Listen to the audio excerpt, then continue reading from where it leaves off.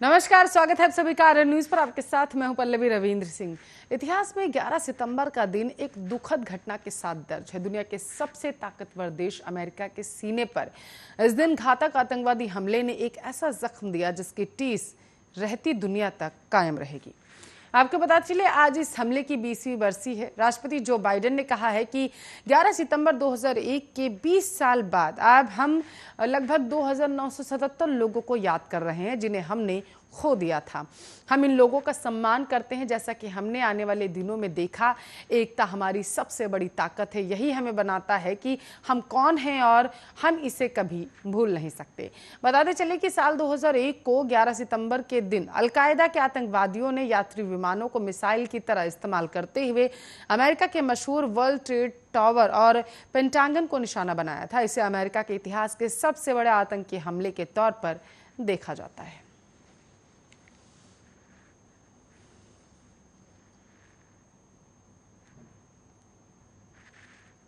तो ब्रिटेन की खुफिया एजेंसी MI5 के प्रमुख कैन मैककमल ने शुक्रवार को कहा है कि अफगानिस्तान पर तालिबान के कब्जे के बाद चरमपंथी मजबूत हुए और इससे पश्चिमी देशों के खिलाफ अलकायदा शैली के बड़े हमलों के षड्यंत्रों की पुनरावृत्ति हो सकती है।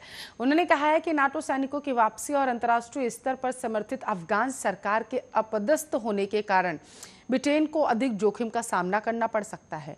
मैकलम ने एक इंटरव्यू में कहा है कि आतंकी खतरों की स्थिति रातों रात नहीं बदलती है और अफगानिस्तान पर तालिबान के कब्जे के बाद चरमपंथी मजबूत हुए और जिससे पश्चिमी देशों के खिलाफ अलकायदा शैली के बड़े हमलों के षड्यंत्रों को वापसी हो सकी है।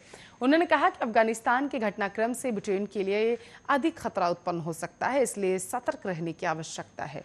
ब्रिटेन ने पिछले 2 दशकों में इस्लामी सोच से प्रेरित चरमपंथियों के कई हिंसक हमले देखे हैं। देश में सबसे घातक आतंकी हमला 7 जुलाई 2005 को हुआ था, जब 4 आत्मघाती हमलावरों ने लंदन में मेट्रो ट्रेनों और एक बस को निशाना बनाकर 52 यात्रियों की हत्या कर दी थी। मैकलम ने कहा कि ब्रिटेन के अधिकारियों ने पिछले 4 वर्षों में इस्लामी और दक्षिणपंथी चरमपंथियों के हमला करने संबंधी 31 षड्यंत्रों को नाकाम किया। उन्होंने कहा कि यह कहना मुश्किल है कि अमेरिका में 11 सितंबर 2001 को हुए हमलों के 20 साल बाद ब्रिटेन अधिक सुरक्षित है या कम सुरक्षित।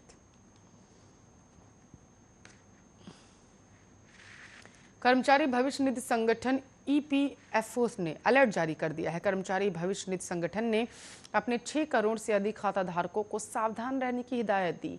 EPFO ने अपने खाताधारकों को उनके खाते से जुड़ी जानकारियों को लेकर सावधानियां बरतने की सलाह दी है। अगर खाताधारक सतर्क और सावधान नहीं होते हैं तो उन्हें इसका बड़ा नुकसान उठाना पड़ सकता है। इन सब बातों और अपने खाताधारकों के अकाउंट को सुरक्षित रखने के लिए EPFO ने अलर्ट जारी किया। कर्मचारी भविष्य निधि संगठन ने अपने खाताधारकों को PF अकाउंट और निजी जानकारियों को अपने तक ही सीमित रखने की सलाह दी। उन्होंने इसे किसी के साथ शेयर करने से मना कर दिया। इसके अलावा EPFO ने अपने खाताधारकों को किसी भी तरह के ऐप को डाउनलोड करने को लेकर भी सचेत किया है। कर्मचारी भविष्य निधि संगठन ने यह अलर्ट ट्विटर के जरिए दिया है। EPFO ने अपने खाताधारकों को फर्जी कॉल से बचकर रहने की हिदायत दी। कर्मचारी भविष्य निधि संगठन ने देश में बढ़ रहे फ्रॉड के मामलों को देखते हुए यह अलर्ट जारी किया। EPFO ने अपने सब्सक्राइबर्स को फेक वेबसाइट से बचने की भी सलाह दी है। EPFO ने जिस तरह से अपने खाताधारकों के हित में अलर्ट जारी किया, उसे देखते हुए इस हल्के में न लेने का बड़ा नुकसान हो सकता है।